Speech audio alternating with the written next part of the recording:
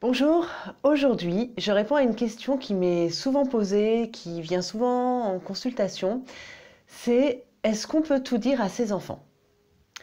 Je suis Anaïs Severt, je suis thérapeute, coach parental et formatrice. Je vous invite à vous abonner à ma chaîne pour recevoir toutes les prochaines vidéos sur principalement les relations humaines et plus spécifiquement les relations parents-enfants. Alors, est-ce qu'on peut tout dire à ses enfants? Ça, c'est une question qui revient très souvent. Sans doute, vous vous en doutez, au sujet des thématiques un petit peu sensibles, comme la mort, comme la maladie. Sur la séparation aussi, c'est une question qui revient, voilà, est-ce qu'on peut tout dire à ses enfants? Alors, moi, je pense qu'on peut dire beaucoup, beaucoup de choses à nos enfants et que bien souvent, malheureusement, les parents ne disent pas suffisamment de choses. Alors je m'explique, les parents disent pas suffisamment de choses parce qu'ils pensent qu'il faut protéger les enfants. Il faut cacher que quelqu'un est mort ou que quelqu'un a une maladie. Il faut pas dire que ça va pas dans le couple, qu'on va se séparer. Et ça pose des problèmes en fait, parce que l'enfant qui ne reçoit pas des informations claires de ses parents, mais qui pourtant perçoit qu'il y a une difficulté ou qu'il y a des personnes qui sont tristes, eh bien, il a des informations contradictoires qui lui arrivent. N'oublions pas que la majeure partie de notre communication est non verbale, donc même si nous ne disons pas les choses avec les mots, eh bien notre corps, notre gestuelle, nos émotions, tout ça, ça parle pour nous et ça transpire et l'enfant le perçoit. Donc si nous ne disons pas quelque chose, l'enfant le perçoit quand même et du coup il est insécurisé, il n'y a personne pour lui expliquer ce qui se passe. C'est pour ça que je conseille bien souvent aux parents de raconter ce qui se passe. C'est très important de dire la vérité à ses enfants, de dire des événements importants qui se passent. Donc surtout, voilà, ne pas cacher d'événements majeurs autour de la mort, de la maladie, autour de la séparation, c'est vraiment important. Ça ne veut pas dire qu'il faille tout dire pour autant, hein. Donc je vais émettre des petites réserves par rapport à ça.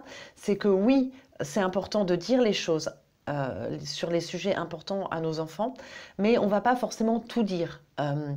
Par exemple, on ne va pas tout raconter, notamment de la relation amoureuse. Si par exemple le couple parental se sépare, ce sera important évidemment d'informer les enfants le temps voulu, le moment choisi, de répondre à leurs questions, mais on n'est pas pour autant obligé, et je pense qu'il faut vraiment faire attention à ça, on n'est pas obligé de raconter tout ce qui fait qu'on se sépare. C'est pas nécessaire, ça ne concerne pas les enfants, ça se passe dans la relation de couple.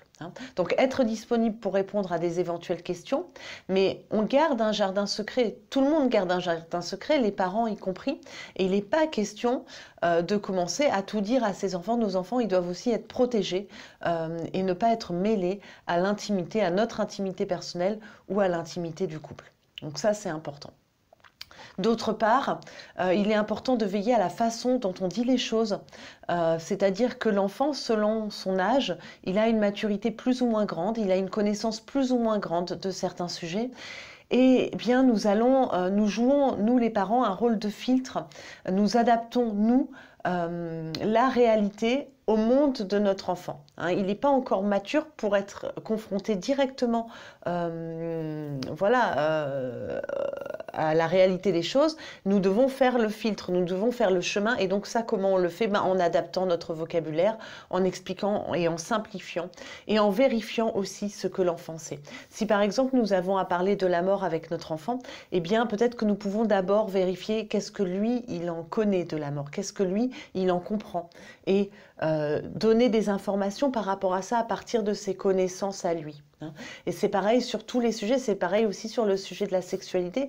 Évidemment, il n'est pas question de tout dévoiler, de tout raconter dans les détails de ce que c'est la sexualité.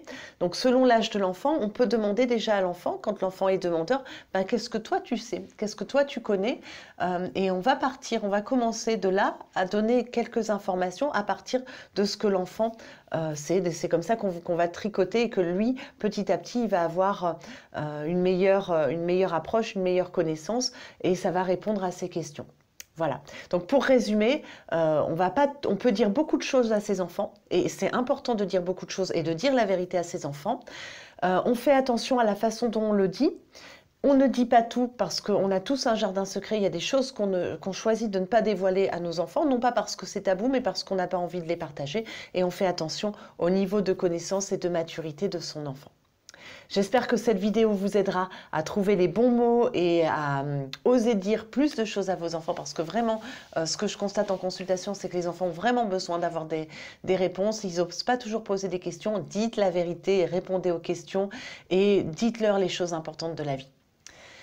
Voilà, je vous invite à vous abonner à ma vidéo, enfin à ma chaîne YouTube et puis à mon blog, blog-esper.com, et je vous dis à très bientôt. Au revoir.